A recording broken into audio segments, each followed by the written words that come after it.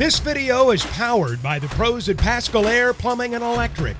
Arkansas owned, Arkansas operated. I thought GoPascal.com. we did a great job tonight. Really just getting to Gartman early.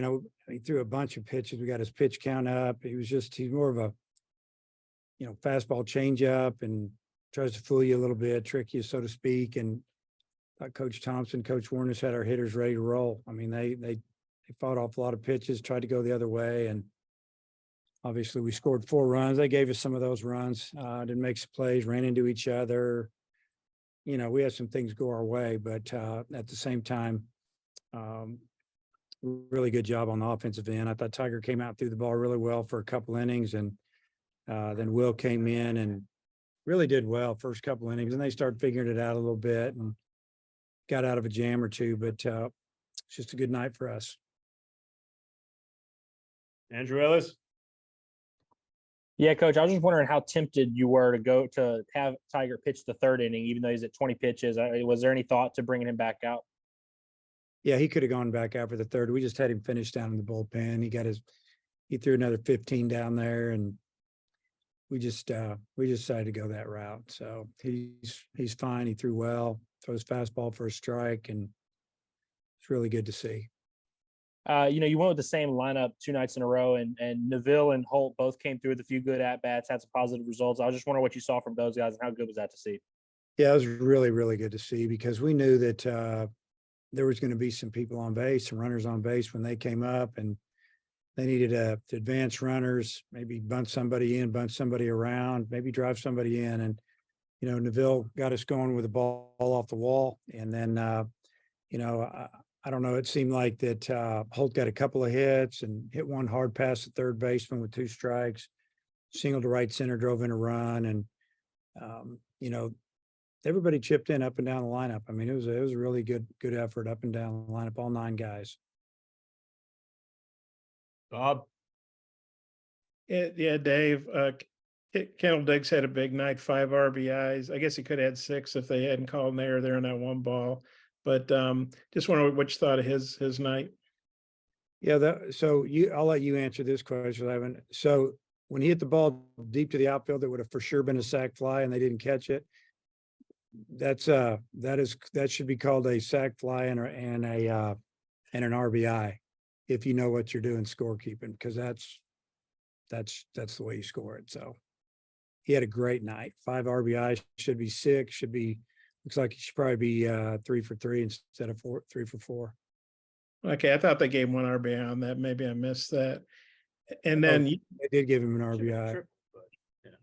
Okay. Yeah. You're saying it should have been a hit. Yeah. Well, maybe, I don't know. No, nobody asked me what I thought. And then you're 10-1 against Mississippi State since 2019.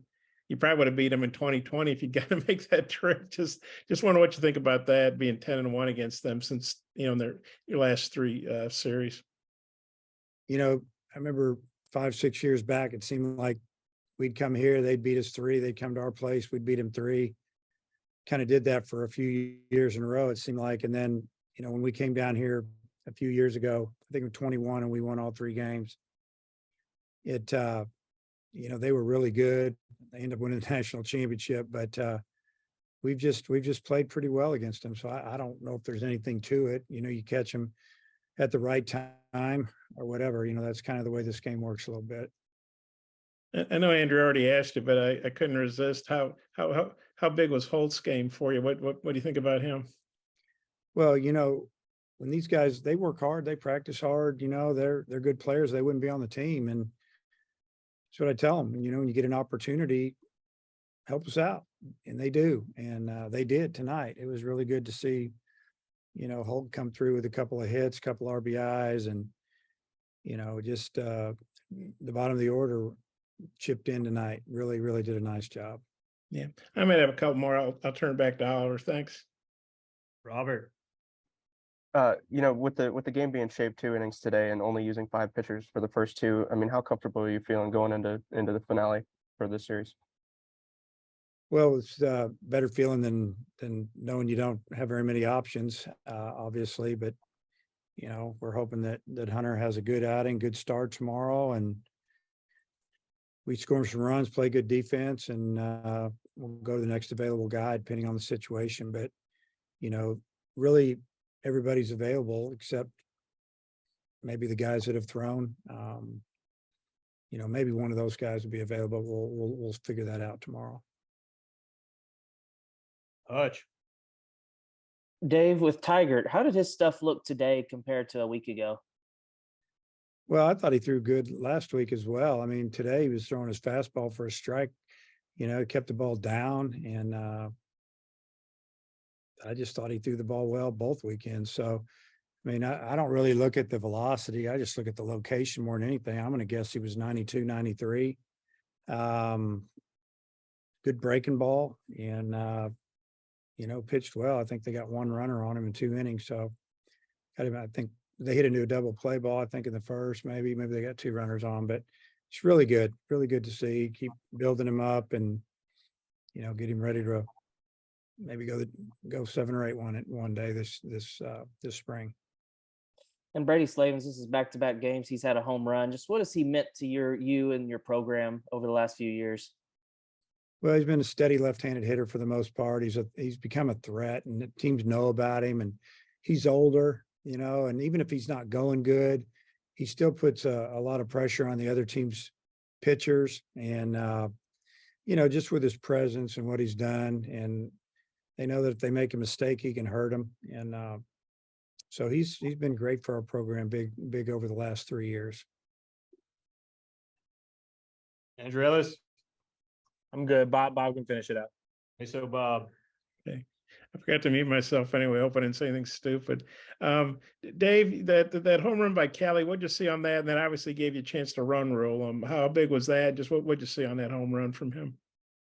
Well, the pitch, excuse me, too much allergies. The previous pitch was a breaking ball from that lefty, and it kind of hung, and he tried to shoot that ball to right center, and he fouled it off, down the right field line. And I feel like that the pitcher felt like, hey, I got away with one there. And I think everybody in the stadium, especially Callie, knew he was getting a fastball in the inner half because they've been trying to pitch him in. After he got those 3 hits last night to the opposite field, it seems like they're trying to throw the fastball. When they throw the fastball to him, they're going in, and he tried to get that one in, and he was ready for it. And he obviously hit a 3-run homer and gave us an opportunity to finish the game early. It was big because then we didn't have to use any more pitching. And then McIntyre, that's 2 pretty good back-to-back. I don't know what you call them. I guess you can't call them starts, but appearances, I guess, or outings or whatever. Just what do you think about him? Having 2 good back-to-back games now.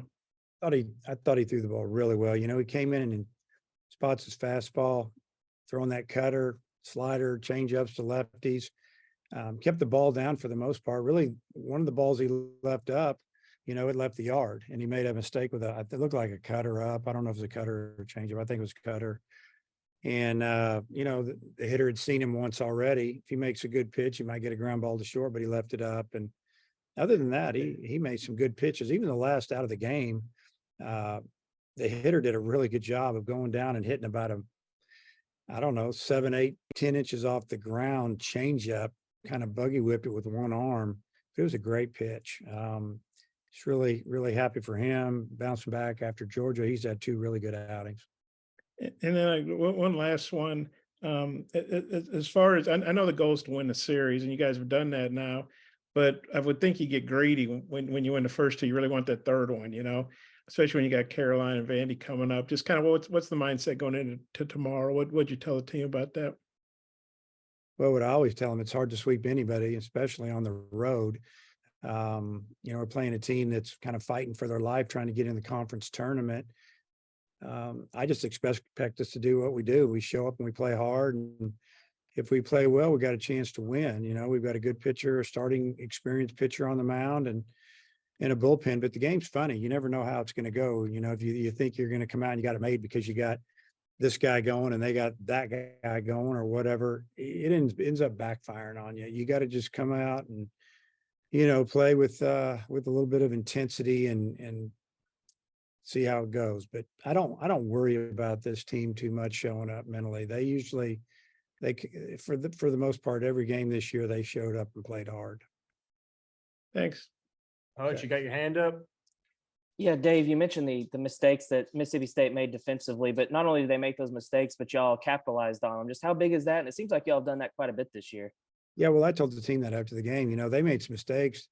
But we, you can say they gave us some runs. They did, but we also drove in runs. And when we got extra at bats or runners in scoring position, we got them in for the most part. And, you still got to get them in. You still got to drive them around if they boot a ball or run into each other. You got to lead off double instead of an out. And, we scored that run. And that's big, that the team is, I think they realize that team over there can hit. I mean, they got 80 home runs. They got 10 more than we do at least. And, no lead safe. We've seen leads disappear and 4 runs lead disappear before we got an out, so, sometimes when you lose a game, like we lost at Georgia, it might help you win a game down the road. And you realize that no lead safe, you got to keep scoring. And I think that we do that. And you said one guy who's pitched so far might be available. Is that Adcock? And do you feel Yeah, good he would about him be- pitching? Yeah. We had him up today, he threw like 11 pitches yesterday, and he should be available to go. Other than that, we're not going to bring Wood back. I don't want to bring him back. I want him ready to go next weekend. And he did what he needed to do. And he threw, 50 plus pitches. So Coach and I talked before the game today that we weren't going to bring him back. And after the game, we also talked about it again, that we're not going to chance that. We got to get him right, keep him right. BetOnline.ag is your number one source for all your basketball info, stats, news, and scores. Get the latest odds and lines, including the latest player reports for this year's pro basketball playoffs. BetOnline is always your sports information headquarters this season, as we have you covered for all your sports wagering needs. Basketball, MLB, NHL hockey, right down to UFC and boxing. BetOnline is the fastest and easiest way for you to get your betting info, including live betting options and your favorite casino and card games you can play right from your home. Head to the website today or use your mobile device to get in on the action. Be sure to use our promo code BELIEVE to receive your 50% welcome bonus on your first deposit. That's BLEAV. BLEAV. Bet online, where the game starts.